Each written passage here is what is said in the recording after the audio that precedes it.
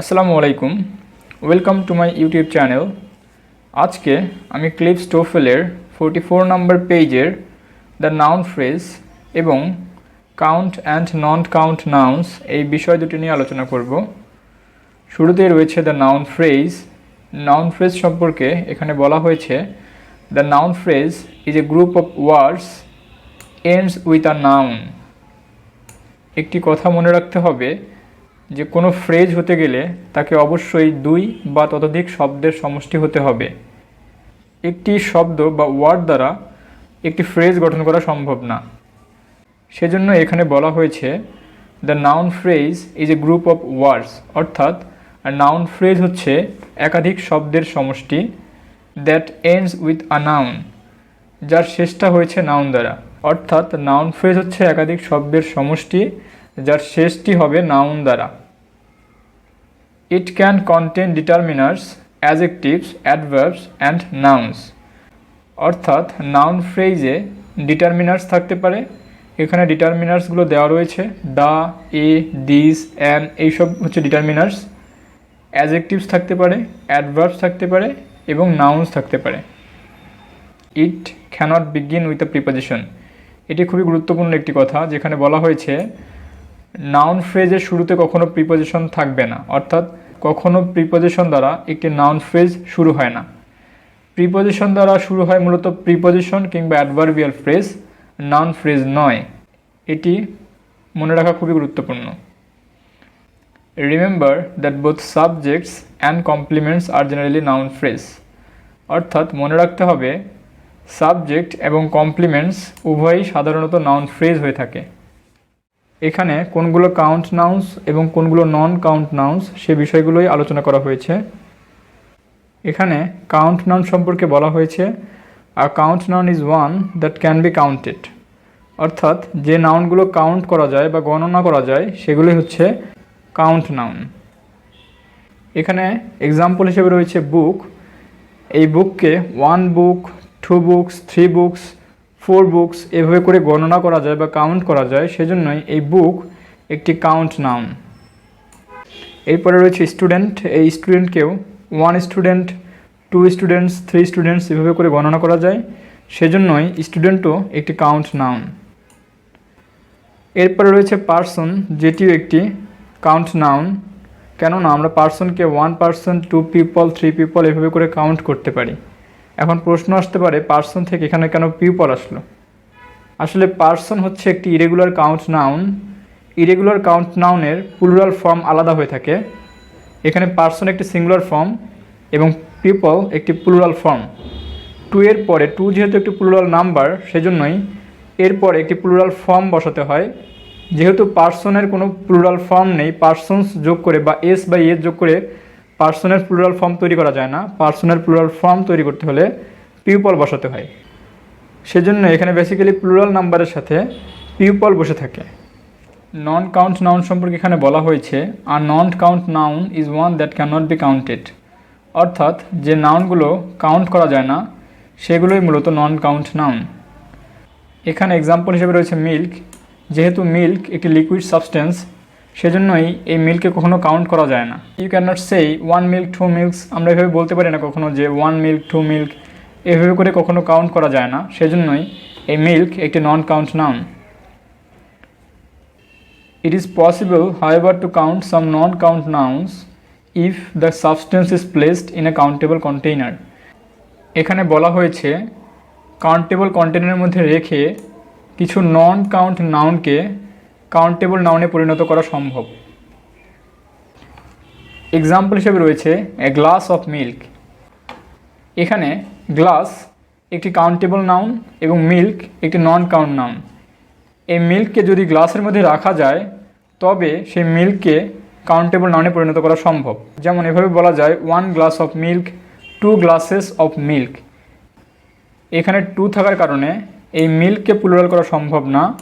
Countable container এই গ্লাসকে plural করার মাধ্যমে মিল্ককেও একটি কাউন্টেবল নাউনে পরিণত করা হয়েছে। ঠিক একইভাবে আমরা বলতে পারি 3 glasses of milk, 4 glasses of milk. এভাবে করে কাউন্টেবল কন্টেইনারের মধ্যে নন কাউন্ট রেখে সেই নন কাউন্ট নাউনকে কাউন্টেবল নাউনে পরিণত করা সম্ভব। এখানে বলা হয়েছে some determiners can be used only with count and non count nouns while others can be used with either, অর্থাৎ কিছু ডিটারমিনার্স শুধুমাত্র কাউন্ট কিংবা নন কাউন্টে ব্যবহৃত হয় এবং কিছু কিছু রয়েছে যেগুলো উভয় ক্ষেত্রেই ব্যবহৃত হয়। লক্ষ্য করো প্রথম চার্টে রয়েছে যেসব ডিটারমিনার্স কাউন্ট নাউনের পূর্বে ব্যবহৃত হয় সেগুলো, এবং পরের চার্টে রয়েছে যেসব ডিটারমিনার্স নন কাউন্টের পূর্বে ব্যবহৃত হয়। এখানে এ, দ্য, সাম, এনি এগুলো ব্যবহৃত হয় কাউন্ট নাউনের ক্ষেত্রে, আবার এই দ্য, সাম, এনি এগুলো নন কাউন্টের ক্ষেত্রেও ব্যবহৃত হয়। এখানে লক্ষ্য করো এখানেও দ্য, সাম, এনি রয়েছে এবং নন কাউন্টের ক্ষেত্রেও দ্য, সাম, এনি ব্যবহৃত হয়েছে। অন্যদিকে দিস, দ্যাট, দিস, দোজ এগুলো শুধুমাত্র কাউন্টেবল নাউনের ক্ষেত্রে ব্যবহৃত হয়। এখানে এই দিস, দ্যাট নন কাউন্টেবল নাউনের ক্ষেত্রে ব্যবহৃত হয়, কেননা কাউন্টেবল নাউনের ক্ষেত্রেও দিস, দ্যাট ব্যবহৃত হয়েছে এবং নন কাউন্ট নাউনের ক্ষেত্রেও দিস, দ্যাট রয়েছে। নন, 1, 2, 3 এরকম যত নিউমেরিক ডিটারমিনার্স রয়েছে সেগুলো কাউন্ট নাউনের ক্ষেত্রে প্রযোজ্য এবং নিউমেরিক ডিটারমিনার্সগুলো নন কাউন্টের ক্ষেত্রে প্রযোজ্য নয়, শুধুমাত্র ননটা প্রযোজ্য। দেখো উভয় পাশে নন ব্যবহৃত হয়, অর্থাৎ কাউন্টের ক্ষেত্রেও নন ব্যবহৃত হয় এবং নন কাউন্ট নাউনের ক্ষেত্রেও নন ব্যবহৃত হয়। এরপরে রয়েছে কাউন্টের ক্ষেত্রে মেনি এবং নন কাউন্টের ক্ষেত্রে মাচ। মাচের ক্ষেত্রে আরেকটা জিনিস মনে রাখতে হবে, মাচ সাধারণত নেগেটিভ এবং ইন্টারোগেটিভ সেন্টেন্সের ক্ষেত্রে ব্যবহৃত হয়। আ লট অফ এটি উভয় ক্ষেত্রেই প্রযোজ্য, কেননা এ লট অফ এটি কাউন্ট নাউনের ক্ষেত্রেও ব্যবহৃত হয় এবং আ লট অফ এটি নন কাউন্টের ক্ষেত্রে ব্যবহৃত হয়। আ লার্জ নাম্বার অফ অথবা আ গ্রেট নাম্বার অফ এটি কাউন্ট নাউনের ক্ষেত্রে প্রযোজ্য এবং আ লার্জ অ্যামাউন্ট অফ এটি নন কাউন্টের ক্ষেত্রে প্রযোজ্য। এখানে লক্ষণীয় কাউন্টেবল নাউনের ক্ষেত্রে রয়েছে নাম্বার এবং নন কাউন্টেবল নাউনের ক্ষেত্রে রয়েছে অ্যামাউন্ট। এটি মনে রাখা খুবই গুরুত্বপূর্ণ। আ ফিউ কিংবা শুধু ফিউ ব্যবহৃত হয় কাউন্ট নাউনের ক্ষেত্রে এবং আ লিটল কিংবা শুধু লিটল ব্যবহৃত হয় নন কাউন্ট নাউনের ক্ষেত্রে। ফিওয়ার ডট ডট দ্যান এটি ব্যবহৃত হয় কাউন্ট নাউনের ক্ষেত্রে এবং লেস ডট ডট দ্যান এটি ব্যবহৃত হয় নন কাউন্ট নাউনের ক্ষেত্রে। মোর ডট ডট দ্যান যেটি কিনা উভয় ক্ষেত্রে ব্যবহৃত হয়, অর্থাৎ মোর ডট ডট দ্যান কাউন্ট নাউনের ক্ষেত্রেও ব্যবহৃত হয় এবং এই মোর ডট ডট দ্যান এটি নন কাউন্ট নাউনের ক্ষেত্রেও ব্যবহৃত হয়ে থাকে। এই ডিটারমিনার্সগুলো মেমোরাইজ করা খুবই গুরুত্বপূর্ণ। এখানে কিছু কিছু ডিটারমিনার্স রয়েছে যেগুলো শুধুমাত্র কাউন্ট নাউনের ক্ষেত্রে প্রযোজ্য এবং কিছু ডিটারমিনার্স রয়েছে যেগুলো শুধুমাত্র নন কাউন্ট নাউনের ক্ষেত্রে প্রযোজ্য এবং কিছু ডিটারমিনার্স রয়েছে যেগুলো কাউন্ট নাউন এবং নন কাউন্ট নাউন উভয় ক্ষেত্রে ব্যবহৃত হয়। It is very important to know if a noun is count or non count, অর্থাৎ একটি নাউন কাউন্ট নাউন নাকি নন কাউন্ট নাউন সেটি জানা খুবই গুরুত্বপূর্ণ। Be sure that you know the plurals of irregular counts noun, অর্থাৎ ইরেগুলার কাউন্টস নাউন যেগুলো রয়েছে সেগুলোর প্লুরালস ফর্মগুলো জানাটাও খুবই গুরুত্বপূর্ণ। The following list contains some irregular count nouns that you should no.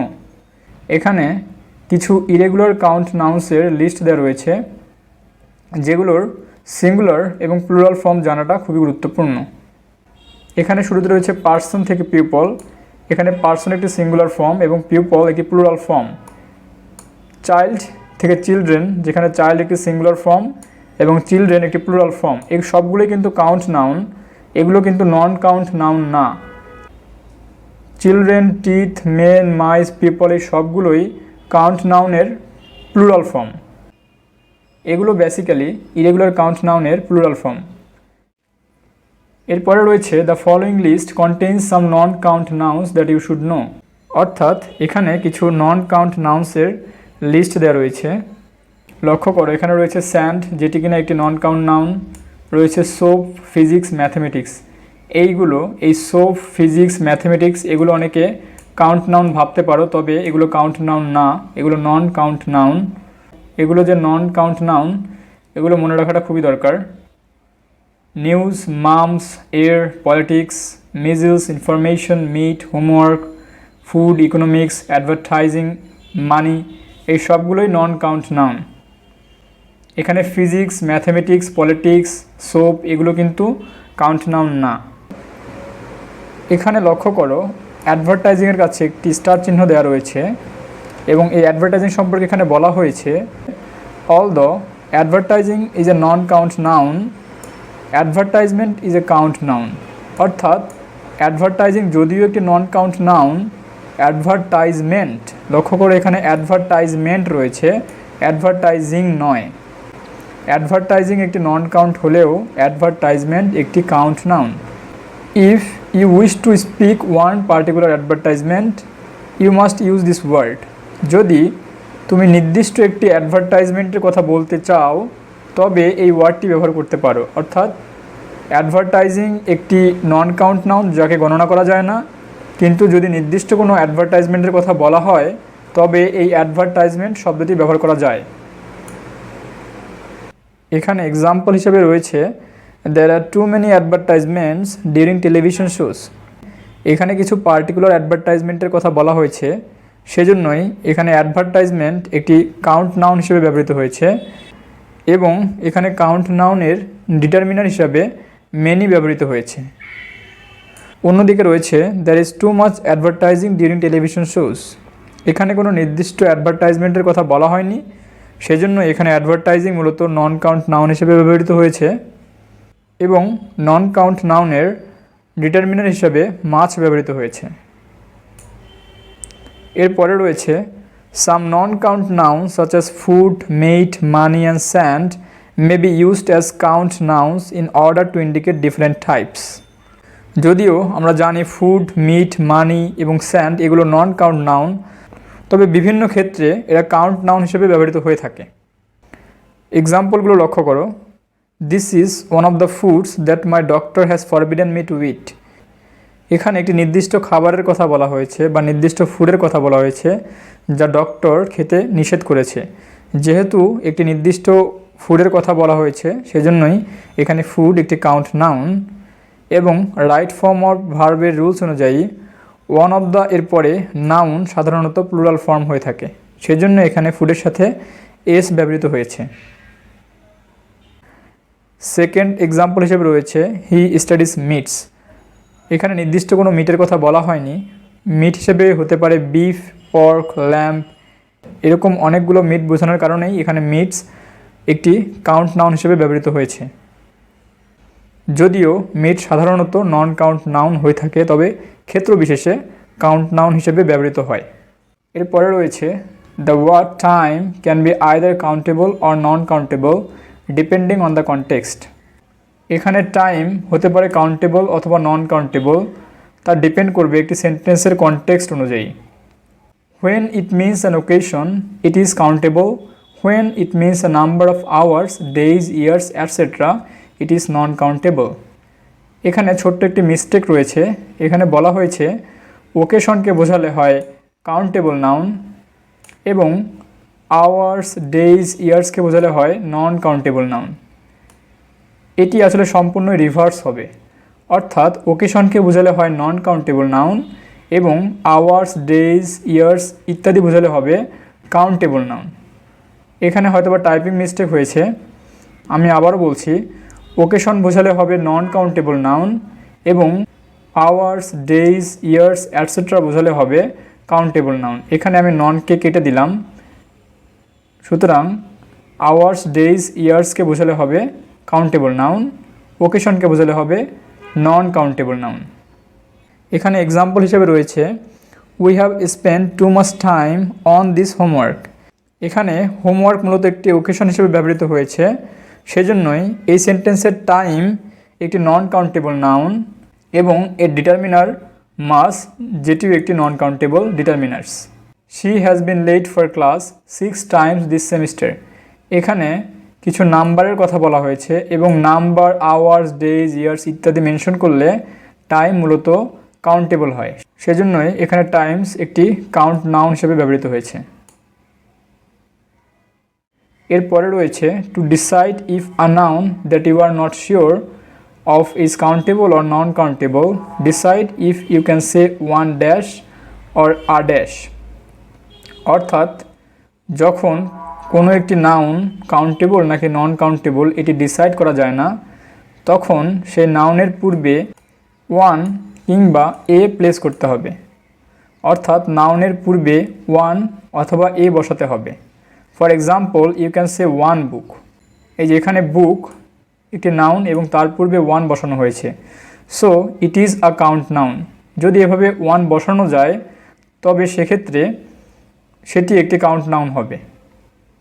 You can not say one money, এখানে মানির পূর্বে ওয়ান কিংবা এ বসানো যায় না, so it is not a count noun, সুতরাং এটি একটি কাউন্ট নাউন নয়।